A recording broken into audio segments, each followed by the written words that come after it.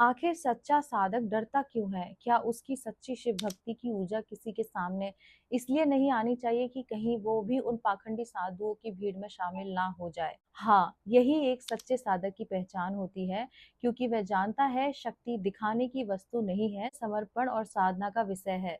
जब शिव शक्ति भीतर प्रकट होती है, तो मन मौन हो जाता है, दिखावा तुच्छ लगने लगता है। वह केवल वह देखता है दुनिया को बाबा, देवी, तांत्रिक के नाम पर लोग प्रदर्शन करते हैं, लोग की आस्था से खेलते हैं। ऐसे में वह सोचता है अगर मेरी शक्ति किसी के सामने आ गई और लोग मुझे भी वैसा ही समझ बैठे तो क्या मैं वैसा ही बन जाऊंगा? क्योंकि शिव का असली स्वरूप मौन है, चमत्कार नहीं।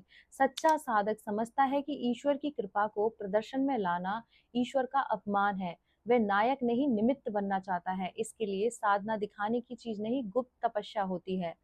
क्योंकि उसे डर होता है कहीं मेरी शक्ति मेरी पहचान न बन जाए, मेरा ईश्वर छूट न जाए। जैसे ही शक्ति दुनिया के सामने आती है, लोग श्रद्धा के साथ-साथ प्रशंसा, पैसा, आकर्षण, पहचान देने लगते हैं और वही होता है गिरावट का पहला कदम। सच्चा साधक शक्ति को भीतर रखता है ताकि वह शुद्ध बनी रहे, सेवा के काम आए, न कि प्रदर्शन के। वो डरता है इसीलिए क्योंकि उसे मोह नहीं है, पर सच्चाई की रक्षा करनी है। उसे पता है कि एक बार नाम बन गया तो लोग उससे चमत्कार पीड़ा को हटाने को कहेंगे, भविष्य बताने को कहेंगे और तब वो अपने मार्ग से भटक सकता है। इसीलिए वो खुद को छुपा लेता है ताकि वो शिव शक्ति में लीन रह सके, समाज में नहीं घुल जाए।